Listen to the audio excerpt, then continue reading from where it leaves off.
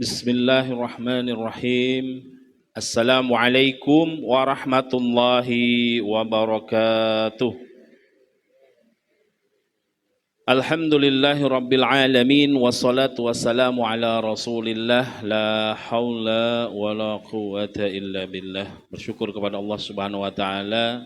Menjelang maghrib kita bisa duduk bersama, mengkaji, mempelajari bersama tentang perjalanan hidup Rasulullah Sallallahu Alaihi Wasallam. Tidak lain tidak bukan bukti kecintaan kita kepada Rasulullah, dan nanti kita terapkan dalam kehidupan sehari-hari semaksimal mungkin apa yang kita bisa tarik pelajaran dari kajian sirah nabawiyah ini. Salawat dan salam selalu teriring kepada baginda Rasulullah. Allahumma salli wa sallim wa barik alaihi. Semoga kita semua mendapat rahmat Allah Subhanahu wa taala dan juga syafaatul uzma, nanti kita layak mendapatkannya di yaumil akhir. Allahumma amin, amin ya rabbal alamin. Jamaah yang dirahmati Allah subhanahu wa ta'ala, seperti tadi Ustadz Imbar sampaikan, kita di bulan Sya'ban. Jadi dari peristiwa sejarah itu, di bulan Sya'ban ada peristiwa penting, namanya adalah tahwilul Ka'b, tahwilul kiblah. Apa itu tahwilul kiblah? Perubahan arah kiblat dari Masjidil Aqsa ke Masjidil Haram. Dalam surat Al-Baqarah, qad nara taqalluba wajhika fis sama'i falanuwalliyannaka qiblatan tardaha fawalli wajhaka syatral Masjidil Haram wa haitsu ma kuntum fawallu wujuhakum syatrah. Wa innal ladzina utul kitaba la ya'lamuna annahul haqq min rabbihim. Allahu bighafilin amma ya'malun. Itu ayatnya. Dari peristiwa bulan Sya'ban ini dalam sejarah, peristiwa keimanan dan ketaatan kepada Allah Subhanahu wa taala melalui perintah Allah ke Rasulnya. Waktu itu kiblatnya menghadap ke Masjidil Aqsa, ganti tahun 2 Hijriah pindah ke Masjidil Haram sampai sekarang. Yaitu di Masjidil Haram ada namanya Ka'bah. Apa maksudnya? Dari perintah tersebut Rasul dan para ummatul muslimin, para sahabat ketika itu sami'na wa ata'na. Nggak nanya, kenapa dipindahin? Kenapa kiblat dipindahin ya Allah? Kagak nanya. Allah turunkan ayat Al-Quran sebagai jalan hidup kita. Pertama apa? Sami'na wa ata'na dulu, ikutin. Nanti hikmahnya akan masuk dan kita temukan dalam perjalanan hidup kita. Sebagaimana Allah perintahkan untuk sholat. Ngapain itu kepala sampai sujud begitu lama? Ya kan, diperintahkan. Nanti hikmahnya ada semua. Yang penting kita sebagai umat Islam di bawah ajaran Nabi Muhammad, ikutin ajarannya. Salah satu kecintaan kita kepada Rasul adalah jamaah pada hari ini ikut hadir majelis ilmi yang mana malaikat turun mohonkan ampun kepada kita semua, kepada Allah. Nah, bulan lalu kita sudah bahas tentang bagaimana Rasulullah menikah dengan Khadijah, istri tercinta beliau. Yang mana beliau tidak menikah lagi selama bersama Khadijah radhiyallahu anha. Ini kaum muslimin harus tahu. Kalau mau ikut sunnah Rasul, melihat bagaimana Rasulullah hidup, yuk setia sama istri yang pertama, ya kan? Sampai mati. Kalau istri meninggal, nah baru kalau mau ngikut Rasulullah poligami. Nah ini yang kita pahami. Jangan sampai dijadikan bahan candaan. Nah, poligami tidak. Rasulullah begitu setia dengan istri yang pertama Khadijah radhiyallahu anha. Sampai beliau wafat tidak menikah. Sampai ketika menikah dengan Aisyah, Rasulullah menceritakan Aisyah cemburu.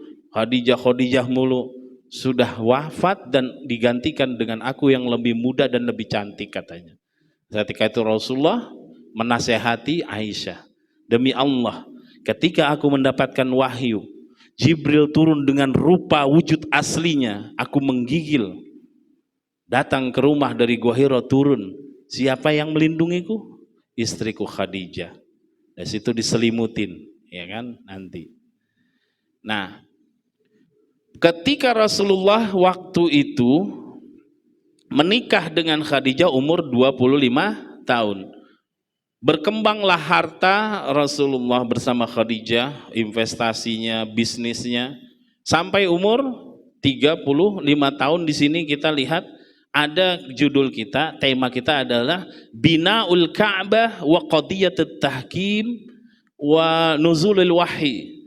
Memperbaiki struktur Ka'bah yang rusak bersama orang-orang Quraisy Mekah, dan Qadiyatut Tahkim, merumuskan siapa yang berhak untuk meletakkan Hajar Aswad, dan turunnya wahyu kepada Rasulullah, dan Rasulullah diangkat menjadi Rasul. Nabi Muhammad diangkat menjadi Rasul pada umur 40 tahun.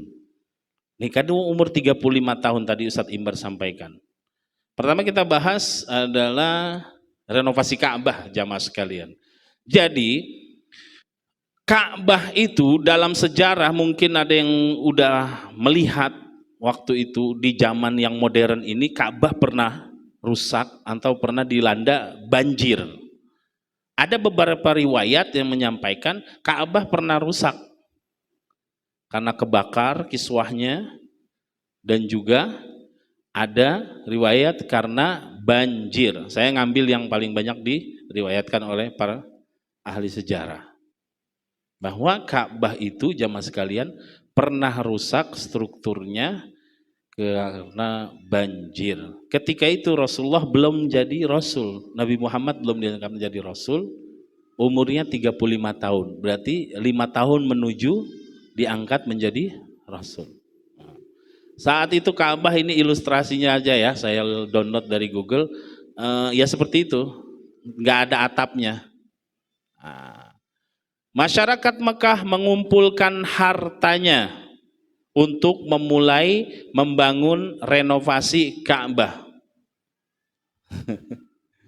Mereka percaya Ka'bah itu rumah Allah, tapi ada satu aktor namanya sebelum Nabi Muhammad lahir jauh, Amru bin Luhai. Ingat Amru bin Luhai siapa? Dia orang keturunan dari Yaman, suku Khuza'ah, datang ke Mekah, merebut Mekah. Anak keturunan namanya Amru bin Luhai jadi raja Mekah. Dia nggak bawa patung dari luar kota Mekah. Manat, Lata, Uzza, Hubal, itu namanya Amru bin Luhai yang bawa patung di sekitar Ka'bah diletakkan, sehingga jumlah kurang lebih 300-an. Nah, kembali ke zaman Rasulullah. Di zaman Rasulullah mereka ya'buduna al-asnam, mereka menyembah Allah tapi dengan perantara, yaitu patung-patung yang ada di sekitar Ka'bah. Makanya disebut jahiliyah. Mereka yang mahat, mereka yang buat disembah-sembah. Jahil nggak tuh? Jahil. Sampai Umar bin Khattab pernah cerita kan, pernah saya sampaikan, waktu saya dulu jahil, kata Umar bin Khattab, masih belum masuk Islam, keluar kota Mekah lupa bawa patung kecil, tapi kalau makanan korma bawa. Korma itu kan lengket. Waktunya ibadah, kormanya dibentuk menjadi bentuk patung kecil, dia sembah. Habis itu dia waktunya makan, habis itu dia makan. Jadi Umar pernah bercanda para sahabatnya, dulu yaitu patung berhala dari kurma pernah saya makan, Tuhan kita dulu. Itu bahasanya, begitu jahilnya kita, kata Umar bin Khattab dulu sebelum masuk Islam. Nah, Rasulullah di sini dari sisi sosialnya ya, jamaah sekalian, sisi sosial Rasulullah ketika umur 35 tahun sudah sangat menjaga bagaimana beliau ketika berdagang sangat amanah, ya kan? Bulan lalu kita sampaikan, orang beli sampai dia balik lagi ke daerahnya, seminggu kemudian balik lagi ke Mekah, barang dagangannya utuh tidak berkurang. Dan semenjak saat itu disebut Rasulullah Al-Amin, As-Sadiqul Amin, orang yang jujur dapat dipercaya. Makanya berkembanglah pesat bisnisnya Rasulullah bersama Khadijah. Nah, ketika itu Mekah dalam riwayat kena banjir rusak. Nabi Muhammad dan seluruh orang tokoh-tokoh Quraisy bersepakat untuk merenovasi dan terkumpullah harta untuk merenovasi Ka'bah. Di sini ada namanya arsitek kebangsaan Romawi yang bertugas membangun Ka'bah ketika itu. Dia namanya Bakum, tidak saya tulis di sini.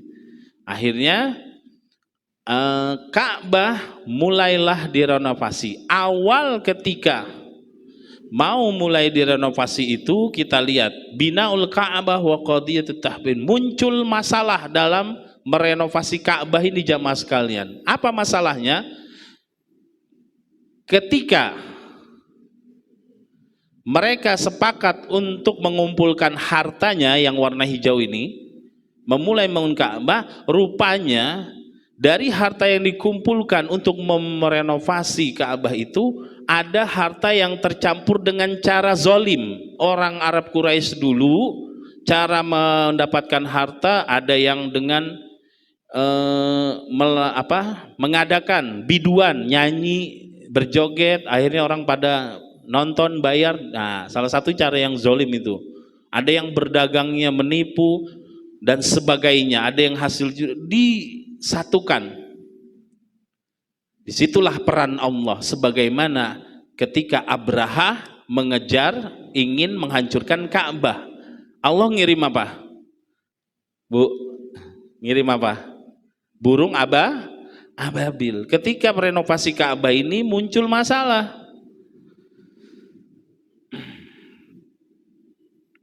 Apa masalahnya? Di sini terdapat seekor ular hitam di dalam Ka'bah, yang mana setiap ada orang masuk mau memperbaiki Ka'bah akan siap disergap. Bangsa Quraisy ketika itu belum lama, baru berapa puluh tahun, ceritanya masih anget, baru 30 tahun, 35 tahun sebelum Rasulullah lahir kan, Raja Abraham menyerang Ka'bah. Allah kirim tentara Ashabul Fil itu dengan apa? Burung ababil. Allah hancurkan sampai hilang jejak-jejaknya. Kalau baca surat Alam Taro itu Al-Fil itu hilang semua, bagaimana seekor ulat yang memakan daun, ka'asfim ma'kul. Ada jejaknya enggak? Oh iya, ulatnya doang kan? Habis itu ulat hilang. Ada batang-batang daunnya enggak? Enggak ada jejaknya. Ka'asfim ma'kul. Jadi gadingnya, tulang gajahnya enggak ada, karena Allah kirim sehancur-hancurnya itu tentara Abraha. Mereka warga Mekah masih teringat bagaimana Allah menghukum Raja Abraha dengan pasukannya yang mencoba mau menghancurkan Mekah. Lah ini ada ular, nggak ada yang berani masuk Pak, Bu, nggak ada yang berani. Akhirnya mereka sepakat untuk mensortir, ditelusuri masyarakat Mekah ini hasil uang untuk beli batu atau buat bayar orang untuk ini merenovasinya, ada uang-uang yang bukan uang halal. Ini masih nyembah berhala mereka, ada kebaikan sosial. Dia tahu harta yang tidak baik digeser, yang baik-baik aja buat rumah Allah. Baru esok harinya setelah sudah terkumpul harta yang halal saja, itu ular tiba-tiba didatangi seekor burung, dan burung tersebut mengangkatnya dan pergi. Setelah pergi, apa? Dipisahkan harta itu, apalagi muncul masalah. Dilihat merenovasi Ka'bahnya, tidak ada satu orang pun yang berani untuk masuk pertama kali kecuali bapaknya Khalid bin Walid. Siapa bapaknya Khalid bin Walid? Al-Walid bin Al-Mughirah. Al-Walid bin Al-Mughirah. Dia masuk, Quraisy katanya, ini udah nggak ada ularnya, Allah sudah kirimkan apa? Udah kirimkan makhluknya yang bernama burung dan dibawa ularnya pergi. Apa jawab orang-orang Quraisy? Kami masih teringat bagaimana Tuhan kita Allah menghancurkan tentara Abraha tanpa jejak dengan mengirimkan burung ababil. Silakan engkau wahai Walid sendiri aja mulai, kami lihat apakah Tuhan kita menghukummu atau tidak. Karena mau menyentuh Ka'bah, mau di ya namanya renovasi kayak gini kan, direnovasi masjidnya, dihancurin dulu nih atasnya, diturunin dulu kan. Mereka beranggapan jangan-jangan nanti Allah kirim lagi nih burung ababil.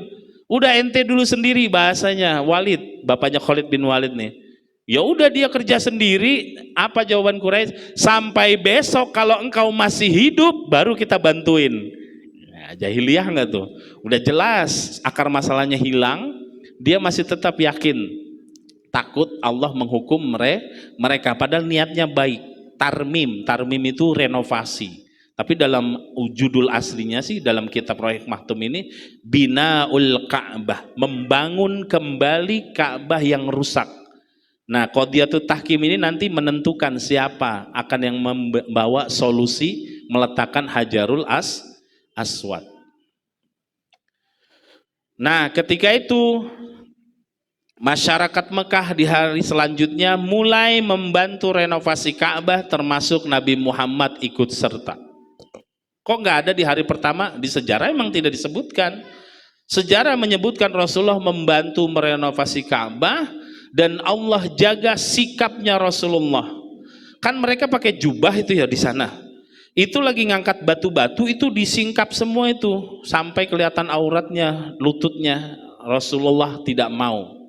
Dia tetap mengangkat batu untuk saling membantu, tidak tersingkap jubah yang beliau pakai.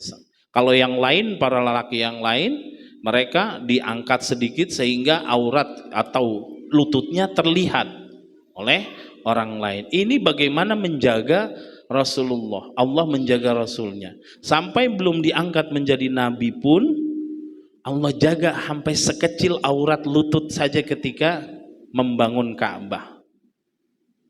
Udah jadi rapi, singkat cerita, udah rapi. Itu kan Hajar Aswad yang di ujungnya mau ditaruh. Sukunya Umar bin Khattab yang layak adalah suku kami. Abu Sofyan yang layak meletakkan Hajar Aswad suku kami. Semua kepala suku hampir baku hantam. Sampai ada satu suku bawa kambing, sembelih, darahnya taruh di wadah, dicap tangannya. Siapa yang nyentuh Hajar Aswad duluan, kita tumpah darah, perang saudara. Sukunya Umar bin Khattab juga akhirnya sembelih hewan sebagai pengorbanan, darahnya dicapin ke tangan, bersumpah lagi, siapa yang nyentuh Hajar Aswad kita perang saudara, karena kami lebih layak. Baru mereka berbagai kepala suku itu udah hampir tegang untuk meletakkan siapa yang layak. Disinilah Allah pilih Nabi Muhammad. Ada namanya Abu Umayyah bin Al-Mughirah. Dia dituakan, senior, dihormati oleh warga Mekah. Yang tengah nih, Bapak Ibu, yang putih, yang bawah, yang tengah. Namanya Abu Umayyah bin Al-Mughirah. Kebiasaan orang-orang Quraisy kalau ada satu masalah dulu dia cari orang senior untuk menasehati mereka, memberi solusi. Ditemuilah Abu Umayyah bin Al-Mughirah. Semua kepala suku bersegi tegang, ingin berhak meletakkan Hajar Aswad, mendapatkan kehormatan. Ketika itu kan Nabi Ismail bersama Nabi Ibrahim kan. Siapa kira-kira? Di sini nggak saya bentuk ini rangkaiannya. Ketika itu Abu Umayyah bin Al-Mughirah menyampaikan kepada seluruh para kepala suku, wahai Quraisy, jika kalian meminta nasihat dan masukan dariku, dengarkan, dan kalian harus ikuti apa yang aku katakan. Mereka berkumpul di depan Ka'bah, semua kepala suku. Apa yang diusulkan oleh Abu Umayyah bin Al-Mughirah ini, orang yang dituakan untuk dimintai nasihatnya, apa kira-kira? Nanti kalau ada siapapun yang datang duluan dari sana, dari arah ke masuknya Ka'bah, dari arah pintu Bani Syaibah, kalau dalam sejarah nggak ada pintunya sih, cuman itu arah bagaimana orang masuk ke arah Ka'bah. Siapapun yang datang kita jadikan dia hakim, penentu siapa yang mengangkat Hajar Aswad di antara kita, kata Abu Umayyah bin Al-Mughirah. Pas ketika itu ditunggu-tunggu muncul sosok seorang pemuda gagah datang. Apa jawab Quraisy? Ini lihat Quraisy. Muhammad as-sadiqul amin, sampai 3 kali. As-sadiqul amin, as-sadiqul amin. Rodina, rodina, rodina. Kan sejarahnya dia berbisnis sangat dipercaya dalam berdagang. Semua keuntungan dibagi yang menitipkan investasi sahamnya. Ketika melihat yang datang dan muncul itu namanya Muhammad Sallallahu Alaihi Wasallam, semua yang bersetegang, kepala suku-suku sampai sukunya Umar bin Khattab, Abu Sufyan dan semua kepala suku yang ada di Mekah itu melihat sosok Nabi Muhammad datang belum menjadi nabi, masih umur 35 tahun. As-sadiqul amin, as-sadiqul amin. Ini orang yang jujur, ini orang percaya, jujur dan terpercaya. Kita tahu rekam jejaknya, rodina. Kita sepakat udah dia aja yang nentuin. Bahasa sekarangnya begitu.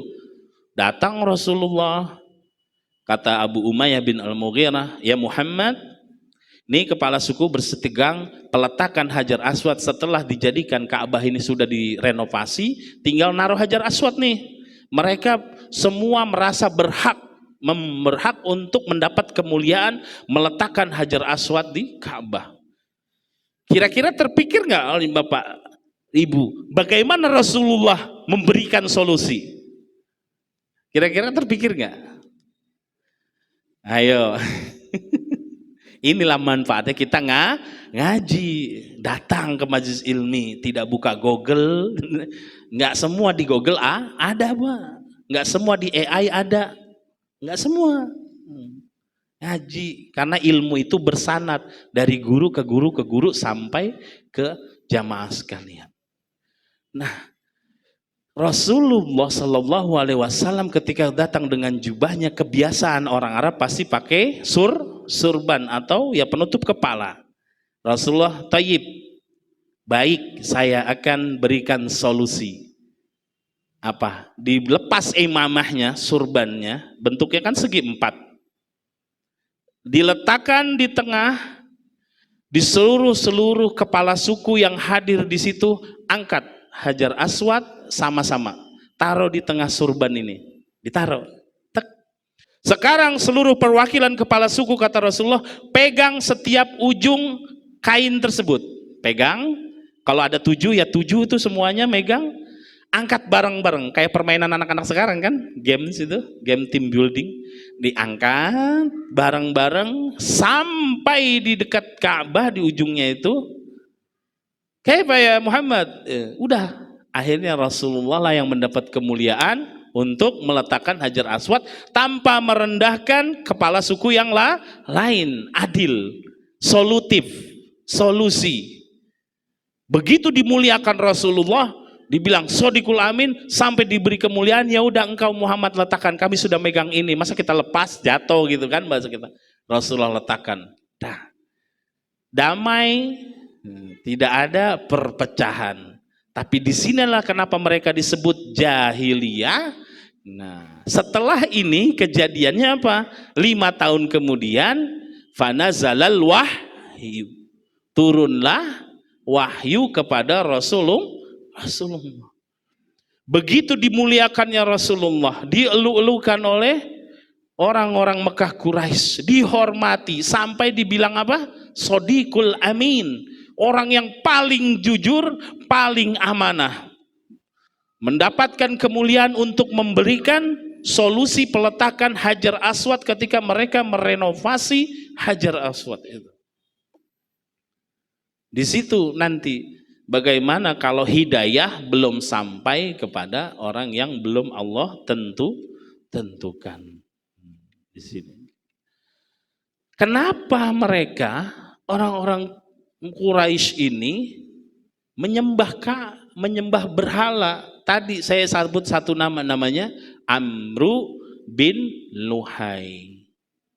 Dia berdiskusi dengan orang-orang di negeri Syam, kalau mau sejahtera, Mekah itu baik lagi kondisinya, sembah seperti kami, menyembah patung. Dia bawa patung tuh, Manat, Lata, Uzza, bahkan diabadikan dalam Al-Quran. Dan patung terbesar yang dia bawa adalah Hubal. Semenjak itulah mereka yang tadinya mengikuti ajaran Nabi Ibrahim Hanif, agama yang lurus, ibadahnya tawaf, haji, disusupi dengan apa? Mereka harus menyembah patung di sekitar Ka'bah. Ketika zaman Rasulullah hidup sebelum diangkat menjadi nabi, di sini di Mekah saya tulis ada orang Quraisy yang tidak menyembah berhala. Logikanya tidak nerima. Ini patung kita yang mahat, kita yang nyari, kita getok juga bisa hancur, kenapa kita sembah? Ada 4 orang di sini. Bisa kita zoom ya, maaf, coba. Nah, Utsman bin Talhah. Ada namanya Utsman bin Talhah.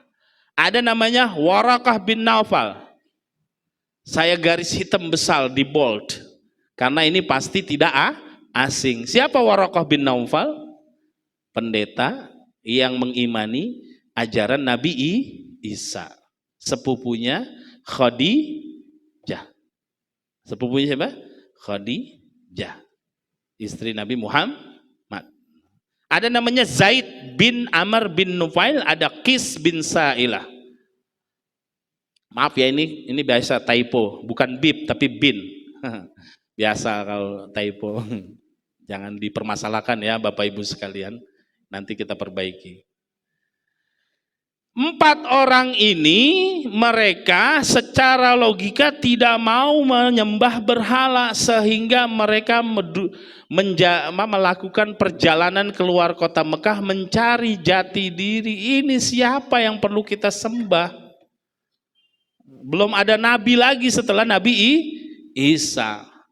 Pergi ke negeri Syam, ketemu di sini Waraqah bin Naufal bertemu pendeta Nasrani. Waraqah bin Naufal dan Utsman bin Talhah pergi ke negeri Syam. Mereka bertemu dengan pendeta Nasrani yang mengimani ajaran Nabi Isa, tapi yang sudah diselewengkan. Ghairil maghdubi walad dolin. Maghdub itu Yahudi, dol itu Nasrani. Dol itu sesat. Ketika Waraqah bin Naufal dan Utsman bin Talhah nanya, bagaimana caranya saya mau masuk agama Nasrani? Kata para pendetanya, kamu harus menjadi orang tersesat dulu. Buat kezoliman dulu, pura-pura bodoh dulu, nanti taubat baru diterima menjadi agama Nasrani. Ini nyata ada di dalam kitab. Zaid bin Amr dan Nufail menemui pendeta Yahudi. Apa? Maghdub. Bagaimana saya mengikuti ajaran Nabi Musa? Taurat. Kamu harus dimurkai Allah, bikin bencana alam dulu, kekacauan di dunia ini, nanti baru bertaubat. Setelah Allah murka, minta ampun, baru kamu masuk agama Yahudi. 4 orang ini balik lagi ke Mekah. Nggak masuk akal agama yang ini. Sudah diselewengkan oleh mereka generasi penerusnya. Nabi Isa dan Nabi Musa yang seterusnya sudah tidak beres lagi. Kalau mereka mengimani Taurat, mereka mengimani Injil, jelas-jelas dalam Injil dan Taurat, Nabi terakhir itu Muhammad, ada namanya. Tapi ketika Nabi muncul di Madinah, apakah orang Yahudi beriman? Kagak, malah mau dibunuh. Makanya dalam Al-Quran turun surat Al-Fatihah, ghairil maghdubi alaihim waladdallin, siratal ladzina an'amta alaihim. Kita memohon kepada Allah hidayah, jalan yang mustaqim. Apa mustaqim, Pak? Apa mustaqim? Apa?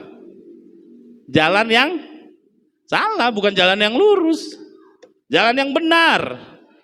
Lurus saja, ya jalan tol lurus terus mentok gitu. Penafsirannya jalan yang benar, yang Allah ridhoi. Benar itu kadang kita jadi orang benar suka belok kan, suka berhenti dulu, suka jatuh dulu. Tapi kalau dia jalan lurus, mentok, terus tabrak aja semua. Yang nggak sepaham, tabrak.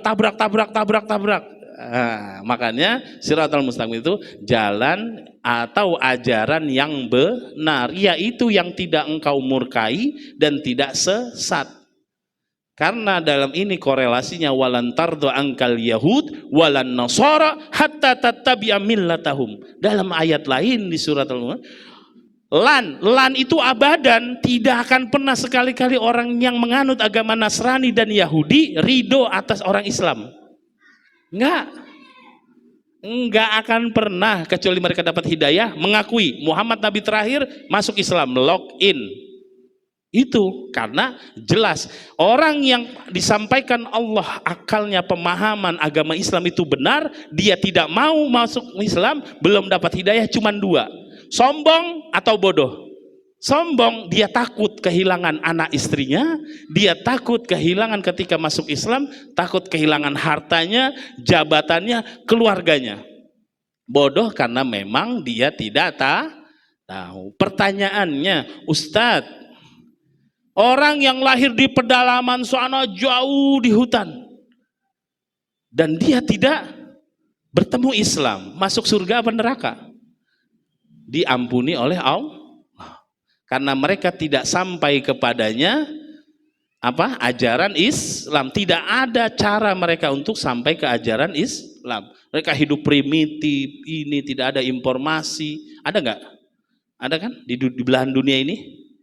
Dia hanya ngikutin nenek moyangnya, berusaha mencari hakikat siapa yang menciptakan, dan dia berusaha mencari.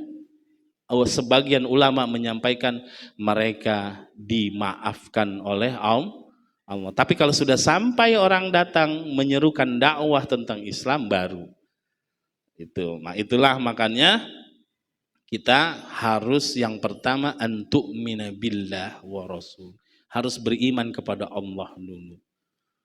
Jamaah sekalian rahmatullah subhanahu wa ta'ala, 4 orang ini secara akal logikanya tidak menerima menyembah berhala di Ka'bah. Sampai Allah berikan dalam sejarah yang tercatat adalah Waraqah bin Naufal nanti yang ketemu Rasulullah sallallahu alaihi wasallam. Quraisy mereka mayoritas menyembah berhala. Ini ada penggalan ayat, artinya kami tidak menyembah melainkan berharap agar mendekatkan diri kami kepada Allah sedekat-dekatnya. Kami menyembah melalui patung yang kami pasang di Ka'bah ini untuk mendekatkan sedekat-dekatnya sebagai perantara. Itu alasan mereka orang-orang Quraisy ketika itu. Wala in sa'altahum, kalau tidak salah ini surat Az-Zumar. Wala in sa'altahum man khalaqas samawati wal ard. Muhammad, tanya sama mereka yang nyembah berhala, siapa yang menciptakan langit, bumi? Layakulannallah. Mereka percaya yang nyiptain Allah. Ma na'buduhum illa liyukarribuna ilallahi zulfa.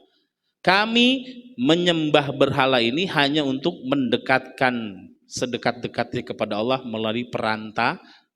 Jadi orang-orang Quraisy dulu mereka menyembah berhala karena memang alasannya itu di bawah Amr bin Luhai supaya lebih dekat dengan Tuhan kita, seakan-akan ada di patung ini. Padahal dan itu sudah jelas kakek moyang mereka Nabi Ibrahim menghancurkan setiap patung yang dibuat oleh dedengkot atau suruhannya Raja Namrud. Datang kepada mereka informasi patung itu tidak bermanfaat, tetap aja lagi mereka sembah. Itu namanya makanya jahiliyah.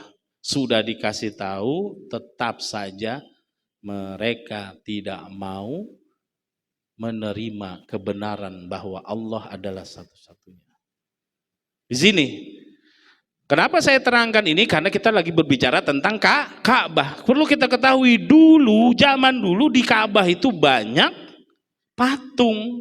Bahkan maaf, ingat nggak kisah sebelumnya? Ishaq Nailah, 2 bulan atau 3 bulan lalu. Ishaq Nailah itu yang Allah kutuk menjadi patung karena berbuat zina di sekitar Ka'bah. Jadi perbuatan zalim bahkan maksiat di tempat suci ketika itu, zamannya jauh sebelum Nabi Muhammad lahir. Mereka melihat didirikanlah patung Ishaq di Sofa, Nailah di Marwah. Sebagai apa? Jangan berbuat zalim maksiat di sekitar Ka'bah ini. Nih dikutuk seperti 2 patung ini. Manusia yang dikutuk menjadi patung. Kalau maling kundang benar nggak itu patung? Saya nggak tahu itu. Itu kan sejarah Indonesia. Tapi kalau Islam benar ada pernah manusia dikutuk menjadi patung. Ishab Nailah jauh sebelum Rasulullah. Zamannya Amr bin Luhai yang membawa pertama kali patung ke Mekah. Dia aja yang bawa patung masih percaya ini murka Tuhan, ini murka Allah. Berbuat maksiat di sekitar rumahnya Baitullah. Ditaruh itu di antara Safa dan Marwah supaya mereka yang lagi tawaf dan sa'i jangan sekali-kali berbuat maksiat di Mekah. Kita bukan mengimani itunya, tapi mereka dulu itu sudah percaya sebenarnya Allah Tuhan mereka. Jahilnya itu yaitu karena masih pakai perantara. Beda ya sama tawasul kita kepada kiai, beda. Karena kita mengambil tabarukan keberkahan ulama minta doain nama para ulama yang benar-benar ulama, kesolehannya, nggak apa-apa. Mau doa sendiri juga nggak apa-apa. Beda. Kalau ini kan patung, benda mati, apa yang bisa diperbuat oleh dirinya? Selesai Ka'bah dan kemusyrikannya. Amr bin Luhai, kemusyrikan selanjutnya apa? Yang di Ka'bah. Merubah kalimat talbiyah labbaik Allahumma labbaik labbaik la syarika labbaik innal hamda wan ni'mata lak wal mulka la syarika lak. Habis itu ditaruh patung, kata Amr bin Luhai, Quraisy tambahin karena ini udah ada patung-patung, tambahin illa syarikan. Nah, ini tambahan yang dibuat modifikasi talbiyah oleh Amr bin Luhai. Illa syarikan huwalak tamlikuhu, berarti Allah memiliki sekutu. Syarikan itu sekutu, sahabat, teman, syirkah, kooperasi. Berarti kan bersahabat, berserikat. Syarikan, kecuali ada syarikan yaitu berhala. Huwalaka itu Tuhan yang engkau ya Allah, tamlikuhu engkau yang menguasainya. Kata siapa? Kata Amr bin Luhai, patung berhala Hubal wajib seluruh yang ada di Mekah menyembahnya dengan harapan air Zam-Zam yang hilang ketika itu kembali. Setiap masyarakat Mekah mulai menjual patung. Lihat, setiap masyarakat Mekah mulai menjual patung berhala mini sebagai sumber pendapatan souvenir oleh-oleh dari Mekah. Allah berfirman dalam Al-Quran, A'udzubillahi minasyaitonirrajim, wa tilkal ayyamu nudawiluha bainan nas. Kejadian yang kamu lihat sekarang udah ada dulu. Ada yang jual patung sekarang? Nah, dia mengaku kenal Tuhan, dia mengaku Tuhan adalah pencipta, tapi dia jual patung untuk mungkin hiasan. Sama, oleh-oleh souvenir, disuruh oleh Amr bin Luhai. Pertama buat souvenir dulu, lama-lama disuruh menjadi sesembahannya. Jadi saya tanpa menyindir melukai orang-orang yang berbisnis ini. Tapi ini sejarah perlu kita sampaikan. Dulu sudah terjadi. Orang berbuat zina di tempat yang mulia dan suci. Ini kan sekarang dikasih tempat, ya kan? Dikasih losmen, di apartemen. Dulu udah lebih parah. Zaman jahiliyah di tempat suci Ka'bah. Sekarang mungkin hanya pencuri-pencuri aja, oknum kan yang curi-curi daerah sekitar Mekah. Jadi kezoliman akan tetap ada sampai hari kiamat. Oleh karena itulah manusia diminta beriman dan berjuang di jalan Allah. Amr bin Luhai ini jariah dosanya ngalir sampai sekarang. Kembali ke tilkal ayyam, hari yang telah lalu-lalu tersebut. Ya. Orang ngaku nabi zaman Rasul, dalam zaman sebelum itu zaman para sahabat ada namanya Musailamatul Kadzdzab. Kita ada A, B, C. Tapi alhamdulillah di dunia ini belum ada yang zaman sekarang yang ngaku sebagai Tuhan. Hanya ateis doang mengaku tidak ada Tuhan. Tapi belum ada yang ngaku sebagai Tuhan. Cuman ada di sono, negeri sebelah sono, yang nantang Tuhan. Saya bikin neraka kalian, dibakar dah semua itu. Tuhan ditantangin, katanya tidak ada peran Tuhan dalam kesuksesan kami di dunia ini. Besoknya hangus tuh satu daerah. Nah, itu kalau bukan Allah yang gerakin, emang alam bergerak sendiri. Lah emang ini Infokus bergerak sendiri. Ada yang gerakin, logika gitu aja kan. Ini benda ini aja kita yang gerakin. Ini kita gerakin nih. Ada yang gerakin tuh. Nah, ada yang gerakin, apalagi alam semesta ini bergerak dengan pergerakannya. Ada yang menggerakkan Al-Khaliq, Tuhan yang Maha Pencipta. Supaya kita benar-benar yakin Tuhan kita Allah itu Maha mendengar, Maha mengetahui. Makanya jangan seucap sekate-kate kalau kata orang gabus. Jangan belagu. Tuhan nggak perlu ditantang. Ente yang tidak nyembah Tuhan pun dia tidak akan hilang eksistensinya. Ngaku ateis pun dia tidak akan hilang eksistensinya karena dia maha kaya, maha kuat. Bahkan kita yang butuh Allah. Dengan kita mengaji ini kita akan mendekatkan diri kita kepada Allah, lebih cinta lagi kepada Rasulullah. Baru yang terakhir, fase 5 tahun kemudian, inilah kemusyrikan yang terjadi. Rasulullah melihat fenomena orang menyembah berhala, bermaksiat, mabuk-mabukan, tidak ngikutin Rasulullah. Akhirnya dia suka khalwah. Khalwah itu menyendiri, merenung. Kemana? Jabal Nur, Gunung Nur. Ada yang pernah umroh Bapak Ibu? Umroh?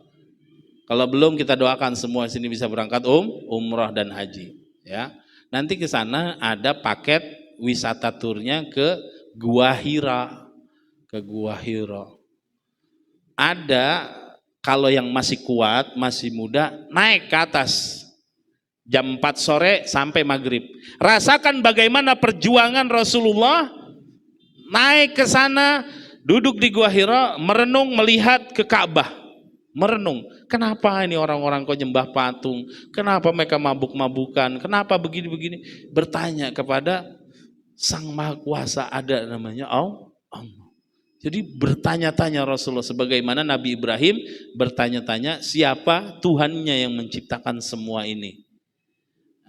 Sampai satu malam Nabi Muhammad SAW ketika itu menerima wahyu. Nabi Muhammad menerima wahyu. Di mana? Di Gua Hira, Jabal Nur.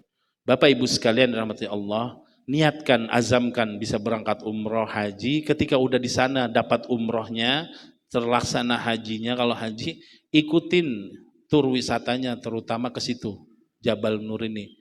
Kalau yang mampu naik ke sana jalan. Bahkan kemarin tahun lalu saya umroh itu sudah ada jalur buat mobil naik ke atas, dimudahkan. Maksudnya apa? Ketika itu saya jalan jam 4 habis asar sampai maghrib. Sholat maghribnya di atas sana. Bagaimana perjuangan Rasulullah mencari kebenaran, gitu loh, menjauh dari kemaksiatan dan kejahiliahan di sekitar Ka'bah. Bagaimana perjuangan seorang Khadijah membawa bekal. Istri itu, suami lagi kerja, kalau perlu bekelin. Perjuangan Khadijah disamperin. Nah, kalau kita udah nggak disamperin, berangkat, pesen, gosen, goput, tek. Nah, abang kirimin ya. Iya, suami itu kadang hal kecil itu jadi romantis Bapak Ibu sekalian. Praktekin dah. Kayak gitu kasih sayang. Praktekin kayak gitu. Nih yang para suami ketika dibekali nama istrinya nyampe kantor foto, terima kasih istriku tersayang. Itu bagaimana menumbuhkan rasa cinta yang romantis setelah nikah. Bukan romantis itu lagi pacaran, belum tentu nikahnya sama dia, ya kan? Jadi tukang anter doang katanya, anter jemput traktir. Tapi kalau udah nikah sepuas-puasnya servis. Salah satunya bagaimana Khadijah menservis Rasulullah SAW. Rasakan kalau nanti naik Jabal Nur, tapi kalau yang sudah umur, ketika itu ibu saya juga tidak saya izinkan, di bawah aja. Banyak zikir, doa, salawat, sama ngopi di sana. Ada Indomie, ada pop mie dan sebagainya. Tapi yang masih kuat jalan, atau nanti yang mungkin sekarang udah mulai ada mobil, bahkan 5 tahun ke depan pakai kereta gantung ke Jabal Nur itu. Maksudnya apa? Kita nanti udah di sana nggak usah masuk Gua Hironya, cukup berdiri dilihat melurus ke arah Ka'bah. Bagaimana Rasulullah merenung, berkhulwat, merhati gini kemaksiatan, Kalau bahasa sekarang lagi tidak baik-baik aja. Mekah tidak baik-baik aja kalau bahasa sekarang kan, yang lagi viral. Masa harus kabur? Enggak, Rasulullah enggak kabur, ya kan? Sampai ketika itu umur 40. Rasulullah SAW Allah datangkan makhluk Allah yang bernama Jibril. Jibril itu dalam Taurat namanya Namusul Akbar. Ciptaan yang besar bersayap. Sayapnya menutupi timur dan barat alam semesta dunia ini. Itu Jibril. Bayangin Pak, coba kita bayangkan, nggak kenal ada namanya malaikat, tiba-tiba lagi merenung, datang sosok yang memeluk Rasulullah, Iqra bismi rabbikal ladzi Iqra, ma'ana biqari, aku nggak bisa baca. Kan gitu. Ana biqari, baru dituntun, Iqra bismi rabbikal ladzi khalaq. Tapi sambil digini. Ini ilustrasi aja ya, karena memang dalam hadis malaikat Jibril itu sayapnya menutupi timur dan barat dunia ini. Gimana? Bapak disergap gorila aja kita kaget kan? Ini kita bukan menyamakan, tidak, itu hal yang besar kan makhluk itu. Apalagi ini Nabi Muhammad ketika itu belum pernah mendengar cerita namanya Namusul Akbar, belum tahu siapa itu Jibril, tiba-tiba disuruh baca ayat yang turun pertama kali. Maksudnya bacalah atas nama Tuhanmu, turunlah ayat berapa? 5. Berapa turunnya Pak? 5 ayat. Iqra bismi rabbikal ladzi khalaq, khalaqal insana min 'alaq, Iqra wa rabbukal akram, alladzi 'allama bil qalam, 'allamal insana ma lam ya'lam. Nih perhatikan. Baca atas nama Tuhanmu di ayat kelima, 'allamal insana, Allah akan bukakan hidayah kepada kalian yang mau baca atas nama Tuhan keridhaan apa yang tidak kita ketahui. Syaratnya apa? Baca, banyak ngaji, banyak ngopi, nanti tidak sempit pikiran, apa-apa nggak dikafir-kafirkan. Wong Nabi Muhammad aja nggak gampang ngafirin, apa-apa tidak dikafirkan Mbak. Syubhat, dolalah, waduh kayak surga kapling dia doang, ya kan? Kita ini umat beragama Islam, jangan saling menjatuhkan. Apapun perbedaannya dalam hal yang fikih, bukan akidah, satukan persamaannya. Apa? Sama-sama nyembah Allah, sama-sama sholat 5 waktu, sama-sama puasa Ramadan, sama-sama berlomba-lomba dalam kebaikan, bersedekah dan sebagainya. Soal kunut nggak kunut, nah, habis sholat zikir udah, yang enggak silakan, yang mau lanjut. Itu yang ketawa siapa? Yang tidak beragama Islam. No, agama Islam sama Islam saling berantem. Nah, dengan ngaji ini Bu ketemu orang yang beda pendapat, tanya masih sholat? Ya udah, pendapat kamu begitu, ya udah kita masih sholat, masih menyembah Allah. Nah, bersyahadat, di sholat kan ada syahadat, asyhadu alla ilaha, masuk surga nanti. Ketika kita matinya mengucapkan la ilaha illallah Muhammadar Rasul. Jadi itu apa? Ini yang diajarkan Rasulullah Sallallahu Alaihi Wasallam. Jamaah sekalian rahmati Allah, ayat yang turun 5. Habis itu Rasulullah turun ke mana? Ke rumahnya. Apa pesannya? Laki-laki, para suami, sebesar pun apapun masalah yang kita hadapi di dunia ini, kembalilah ke istrimu. Sebagaimana Rasulullah kembali ke Khadijah. Sebanyak apapun rezeki yang Allah berikan kepadamu, kembalilah kepada orang tuamu dan istrimu. Ya enggak? Laki-laki milik ibunya sampai mati. Milik ibunya. Makanya rezeki apapun bagi ama istri, ama ibu, orang tua.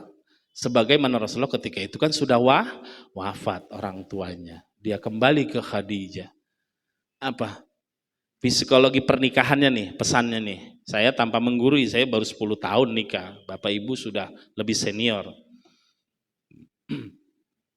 Ketika Rasulullah digekap oleh malaikat Jibril itu turun surat Al-Alaq 5 ayat, masuk gemetaran, ngetok-ngetok. Ya, ya sebagaimana Khadijah memanggil suaminya, ada apa wahai suamiku? Zammiluni, zammiluni, zammiluni. Ini tuh bahasa Arabnya. Bukan masalah surat Muzammil, tapi zammiluni itu artinya selimuti aku menggigil karena kaget tiba-tiba didatangi malaikat Jibril, makhluk yang tidak pernah ditemukan dan belum pernah didengar ceritanya oleh Nabi Muhammad. Apa pesannya? Suami pulang lagi kusut mukanya, Bu. Jangan tanya kenapa, belum gajiannya, ada apa ini, jangan. Bang, sini duduk, ambil air hangat, cuci kakinya.